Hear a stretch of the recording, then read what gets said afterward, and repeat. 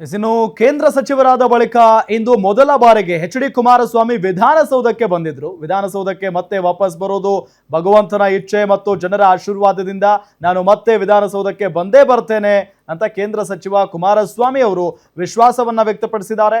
ಇಂದು ವಿಧಾನಸೌಧದಲ್ಲಿ ಮಂಡ್ಯ ಜಿಲ್ಲೆಯಲ್ಲಿ ARAI ಕೇಂದ್ರದ ಜೊತೆಗೆ ಕೈಗಾರಿಕಾ ಹಬ್ ಸ್ಥಾಪನೆ ಮಾಡುವ ಕುರಿತು ಮಹತ್ವದ ಸಭೆ ನಡೆಯಿತು. ಸಭೆ ಬಳಿಕ ಮಾತನಾಡಿದ ಕುಮಾರಸ್ವಾಮಿ ಅವರು, ನಾವು ಮೈತ್ರಿ ಪಕ್ಷದ ಹೊಂದಾಣಿಕೆಯಲ್ಲಿ ಇದ್ದೇವೆ. ದೆಹಲಿ ಬಿಜೆಪಿ ಹೈಕಮಾಂಡ್ ನಾಯಕರು, ರಾಜ್ಯ ನಾಯಕರು ನಾವೆಲ್ಲ ಜೊತೆಗೂಡಿ ಮುಂದಿನ ದಿನಗಳಲ್ಲಿ ವಿಧಾನಸೌಧಕ್ಕೆ ಬರೋದಕ್ಕೆ ಜನತೆ ಆಶೀರ್ವಾದದಿಂದ ಪ್ರಯತ್ನ ಪಡುತ್ತೇವೆ ಅಂತ ಹೇಳಿದ್ದಾರೆ. ಇನ್ನು 2028ರಲ್ಲಿ ರಾಜ್ಯದಲ್ಲಿ ಮೈತ್ರಿ ಸರ್ಕಾರ ಅಧಿಕಾರಕ್ಕೆ ಬರುತ್ತದೆ ಹಾಗೂ ವಿಧಾನಸೌಧಕ್ಕೆ ಮತ್ತೆ ಬರುವ ಸಂದರ್ಭ ಸೃಷ್ಟಿಸುವ ಪ್ರಯತ್ನ ನಡೆಸುತ್ತೇವೆ ಎನ್ನುವ ಮೂಲಕ ಕುತೂಹಲ ಮೂಡಿಸಿದ್ದಾರೆ.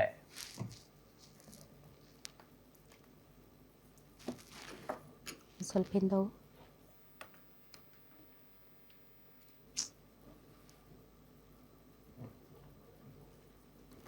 ಸೊ ಡ್ಯಾಡೀಸ್ ಹೋಮ್ ಅಂತ ಡ್ಯಾಡೀಸ್ ಹೋಮ್ ಅವರು ಇಂಡಸ್ಟ್ರಿಯಲ್ ಮಿನಿಸ್ಟರ್ ಆದ್ದರಿಂದ ಈ R&D ವಿಚಾರದಲ್ಲಿ ಏನೋ ಒಂದು ಮೀಟಿಂಗಿಗೆ ಬಂದಿದ್ರು. ಬಟ್ ಅದರ್ವೈಸ್ ಆಲ್ಸೋ JDSಗೂ ಕೂಡ ಒಂದು ಒಳ್ಳೆಯ ಸಂದರ್ಭ. ಹೌದು, ಆಯ್ತಾ. ಸಂಜೆ ಒಂದು ಡಿಸ್ಕಷನ್ ನಡೀತಾ ಇತ್ತು. JDS ನ ಮಹೇಶ್ ಗೌಡ್ರು ಬಂದಿದ್ರು. ಇಬ್ಬರ ಜಗಳ ಮೂರನೇ ಅವ್ರಿಗೆ ಲಾಭ ಆಗಬೇಕಾಗಿತ್ತು. ಆದ್ರೆ ಮೂರನೇ ಅವ್ರಿಗೆ ಎದ್ದೆತ್ತಿನ ಬಾಲ ಹಿಡ್ದಿರೋದ್ರಿಂದ ಆ ಲಾಭ ಪಾಸ್ ಆಗಲ್ಲ ಅಂತ.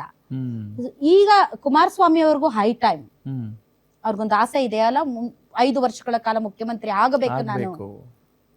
ಯಾಕಂದ್ರೆ ಈ ಹಿಂದೆ ಸಾಂದರ್ಭಿಕ ಶಿಶುವಾಗಿದ್ದ, ನಾನು ಏನು ಮಾಡಕ್ಕಾಗಿಲ್ಲ, ನನ್ ಏನ್ ಅನ್ಕೊಂಡಿದ್ನೋ ಅದು ರಾಜ್ಯಕ್ಕೆ ಕೊಡಕ್ಕಾಗಿಲ್ಲ, ನನ್ಗೆ ಅಧಿಕಾರ ಕೊಡಿ ಅಂತ ಕೇಳ್ತಾ ಇದಾರಲ್ಲ. ಸೊ ಆ ಅಧಿಕಾರ ಬೇಕು ಅನ್ನೋದಾದ್ರೆ ನೀವು ವಾಪಸ್ ಬರ್ಬೇಕು. ಅವ್ರಿಗೇನು ರಾಷ್ಟ್ರ ರಾಜಕಾರಣ ಇಷ್ಟ ಇಲ್ಲ, ಅವ್ರಿಗೆ ಇಲ್ಲೇ ಇಷ್ಟ, ಇಲ್ಲೇ ಬರ್ಬೇಕು ಅವ್ರು. ಕರೆಕ್ಟ್. ತುಂಬಾ ಖುಷಿ ಆಗ್ತಾ ಇದೆ. ಯಾಕೆಂದ್ರೆ ಇವತ್ತು ಎಷ್ಟೋ ಜನ ಮಹಿಳೆಯರು ಹೇಳ್ತಾ ಇದ್ರು, ನನಗೆ PCOD ಪ್ರಾಬ್ಲಮ್ ಇತ್ತು ಸರ್, ಥೈರಾಯ್ಡ್ ಪ್ರಾಬ್ಲಮ್ ಇತ್ತು ಸರ್, ಆರಾಮಾಗಿ ನಾನು ಸಣ್ಣ ಆದೆ ಸರ್, ತುಂಬ ಥ್ಯಾಂಕ್ ಯು ಅಂತ ಎಷ್ಟೋ ಜನ ಹೇಳ್ತಾ ಇದ್ರು. ನಿಮಗೆ PCOD ಪ್ರಾಬ್ಲಮ್ ಇರಲಿ, ಥೈರಾಯ್ಡ್ ಪ್ರಾಬ್ಲಮ್ ಇರಲಿ, 100% ನೀವು ಸಣ್ಣ ಆಗಬೇಕು, ಆರೋಗ್ಯದಲ್ಲೂ ಸಮೇತ ತುಂಬ ಚೇತರಿಕೆ ಆಗಬೇಕು ಅಂದರೆ ಪ್ರತಿದಿನ ನಮ್ಮ ಜೀನಿ ಸ್ಲಿಮ್ನ ಯೂಸ್ ಮಾಡಿ. ಯಾಕೆಂದರೆ ಜೀನಿ ಸ್ಲಿಮ್ಮು ಒಂದು ಉತ್ತಮ ಆಹಾರ. ಆ ನಿಟ್ಟಿನಲ್ಲಿ ಅವ್ರಿಗೂ ಕೂಡ ಪಿಚ್ಚಿನ್ ಆಗಕ್ಕೆ ರೈಟ್ ಟೈಮ್ ಅಂತ ಅನಿಸ್ತಾ ಇದೆ. ಒಂದು ವ್ಯಾಕ್ಯೂಮ್ ಇದೆ ಈಗ. ಹೌದು, ಅದು JDS ಬಿಜೆಪಿ ಜೊತೆಗೆ ಇರೋದ್ರಿಂದ ಆ ಲಾಭವನ್ನ ಅದು ಪಡ್ಕೊಳಕ್ ಆಗ್ತಾ ಇಲ್ಲ.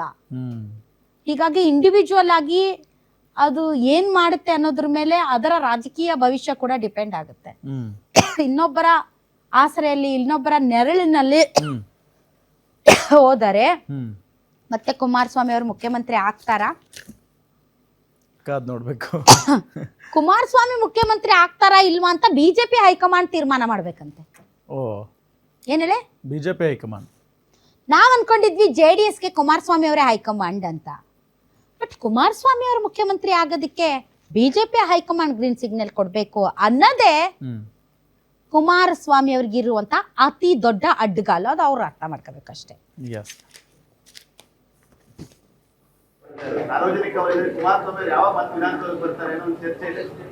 ಅದೆಲ್ಲ ಭಗವಂತ ನಿಗದಿ ಮಾಡ್ತಾನೆ.